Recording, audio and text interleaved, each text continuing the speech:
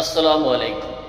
முகம்மதை தமது பார்வைகளை தாழ்த்தி கொள்ளுமாறும் தமது கற்பை பேணிக் கொள்ளுமாறும் நம்பிக்கை கொண்ட ஆண்களுக்கு கூறுவீராக. இது அவர்களுக்கு பரிசுத்தமானது. அவர்கள் செய்வதை அல்லாஹ் நன்கு அறிந்தவர். தமது பார்வைகளை தாழ்த்தி கொள்ளுமாறும் தமது கற்புகளை பேணிக் கொள்ளுமாறும் நம்பிக்கை கொண்ட பெண்களுக்கு கூறுவீராக. அவர்கள் தமது அலங்காரத்தில் வெளியே தெரிபவை தவிர மற்றவற்றை வெளிப்படுத்த வேண்டாம். தமது முக்காடுகளை மார்பின் மேல் போட்டுக் கொள்ளட்டும்.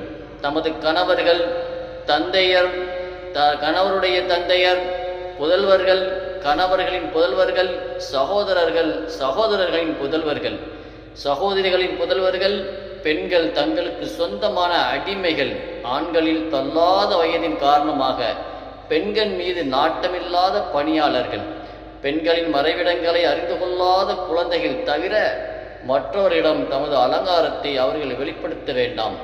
அவர்கள் மறைத்திருக்கும் அலங்காரம் அறியப்பட வேண்டும் என்பதற்காக தமது கால்களால் அடித்து நடக்க வேண்டாம். நம்பிக்கை கொண்டோரே, அனைவரும் அல்லாஹை நோக்கி திரும்புங்கள். இதனால் வெற்றி அடைவீர்கள். உங்களில் வாழ்க்கை துணையற்றவர்களுக்கும் நல்லோரான உங்களின் ஆண் அடிமைகளுக்கும் பெண் அடிமைகளுக்கும் திருமணம் செய்து வையுங்கள். அவர்கள் ஏழைகளாக இருந்தால் அல்லாஹ் தனது அருளால் அவர்களை தன்னிறைவு பெற்றோராக ஆக்குவான். அல்லாஹ் தாராளமானவன், அறிந்தவன். திருமணம் செய்ய வசதியற்றவர்களை அல்லாஹ் தனது அருளால் தன்னிறைவு பெற்றோராக ஆக்கும் வரை அவர்கள் கற்பொழுக்கம் பேணட்டும். உங்கள் அடிமைகளில் விடுதலை பத்திரம் எழுதி கேட்போரிடம் நல்லதை நீங்கள் அறிந்தால் அவர்களுக்கு விடுதலை பத்திரம் எழுதி கொடுங்கள். அல்லாஹ் உங்களுக்கு அளித்துள்ள செல்வத்தில் இருந்து அவர்களுக்கு வழங்குங்கள். கற்பொழுக்கம் நாடும் உங்கள் பெண்களை இவ்வுலக வாழ்க்கையின் சாதனங்களை பெறுவதற்காக விபச்சாரத்திற்கு நிர்பந்திக்காதீர்கள். யாரேனும் அவர்களை நிர்பந்தித்தால் நிர்பந்திக்கப்பட்ட பெண்களை அல்லாஹ் மன்னிப்பவன், நிகரற்ற அன்புடையோன். உங்களிடம் தெளிவான வசனங்களையும் உங்களுக்கு முன் சென்றோரின் முன்னுதாரணத்தையும் நம்மை அஞ்சுவோருக்கு அறிவுரையையும் அருளியுள்ளோம்.